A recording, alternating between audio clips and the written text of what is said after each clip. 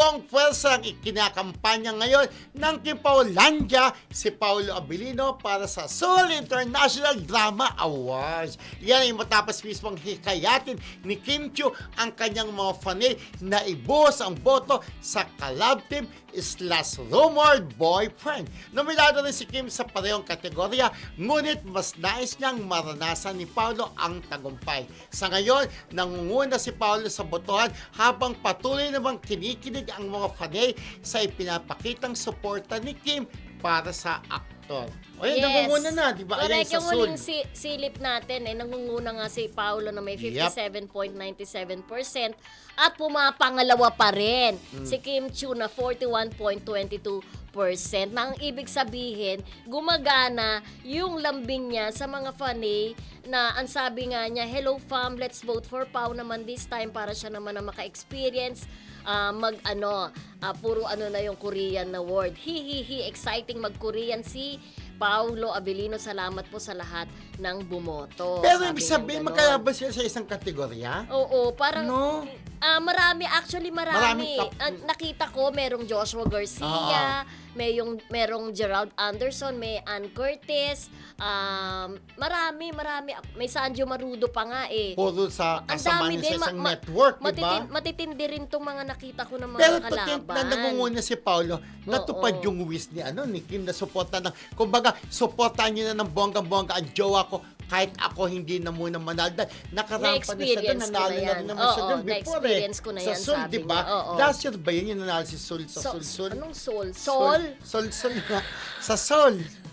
Seoul nga. Anong Seoul? Seoul. Seoul. Gusto ko Seoul, no? Seoul Seoul. International Drama Awards. Ayan, nanalo dyan si Kim Chiu. SIDA. Sabing gano'n. Oo, nanalo na Kaya rumampa kumbaga, na dyan si parang Kim ako, Chiu. na-experience ko na to. Gusto ko naman ma-experience ng jowa ko, di ba? Na rumampa doon na parang magiging proud din naman si Kim Chiu kung mananalo si Paul. At Correct. magiging proud din ng Pilipinas kung siya yung mananalo, di ba? Oo. Talbog! Marami silang mga matitinding mga artista din na makakalaban dyan. Hindi naman makakalaban eh. Kahit naman sino. Siguro Online deserving. voting yan eh, di ba? Online voting yan. Kaya talagang puspusan ang pagboto ng kanilang mga fans na ayon sa mga naririnig ko, Kuya Romela, talagang sila, may technique silang ginagawa ngayon. Nag-uusap yung iba't ibang fandom sa mga para maging yung pagboto nila ay may sistema. Solido. Oo. Solido, may sistema, di Parang ba? ganun, di ba? Kaya naman nakikiboto na rin ang mga Kim Pao diyan sa ibang bansa, hindi lamang dito sa Pilipinas katulad nila sila Sino yung mga Revelyn Kim Pao Starsky andyan? for sure. As of now, sabi ni Revelyn Starkey, as of now, malaki ang lamang ni Paulo, Wow. 60% na. Sana talaga manalo si Pao para same sila ni Kimi. Ayan. Sabi naman ni Rosil Scorpio, 23 ata sila na nominees. Oo nga, nakita ko napakaraming artista. Matagal pa ang voting time, so please, sabi naman ni Rosil, keep on voting for Pao. Ayan. Talagang updated tayong Kim Pao panatag. Nakita ko rin po ang post. Sabi niyang ganon.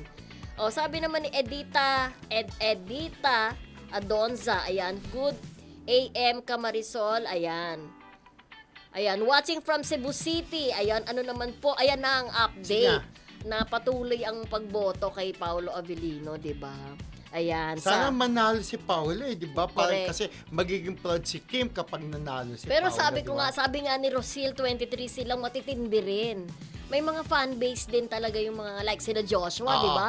Malalaki din ang Pero mga syempre, fans niyan. kumbaga, wag pa rin magkakampante Pante. ang mga fan o supporters ng Kim Pao. Dahil kapag, nangunguna si Paolo, pwedeng kumilos na sila na kumilos, diba? Pero knowing ang mga Kim Paulandia, Alam ko, lalaban niya ng alam ko hindi ako bongga-bongga. nagkakamali. Nakita ko rin yung larawan ni Katrina Halili Okay. Na, Nandun din. na isa rin siya sa mga pinagbobotohan dyan. Wow, taga ngayon, Okay. lumaan na rin, taga napapasinawal si Katrina, di ba? Correct. Dahil nga sikat ang Kilsang, Katibayan, Katipunan, di ba? Okay. Mag-aklas ang mga parang lumaban sa Kastila. Chris, Katie, at saka Katrina. Yes, yung okay. tatlo. Kaya, ayun, keep on voting para sa mga Kim Paulandia, di ba? I'm sure Pero nararamdaman na ang lakas nila dahil nasa 60% na nga sila ngayon, di ba? Yes. As of this moment. Yes, As of kaya this moment, patuloy lang oh. sa pagboto-boto, di ba?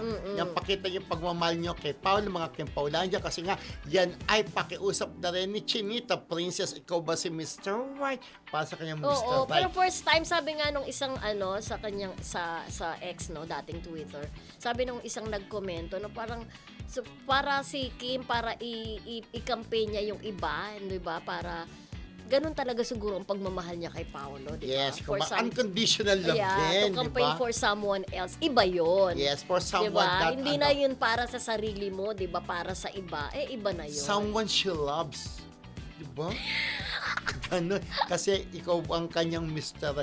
Dati, di ba? Yung parang parang ano ba yung team song niya dati? May kanta sila, kinakanta sila dati sa nung variety show sila doon, yung Tagalog. Palagi? Palagi. Ah, Yan, okay. di ba?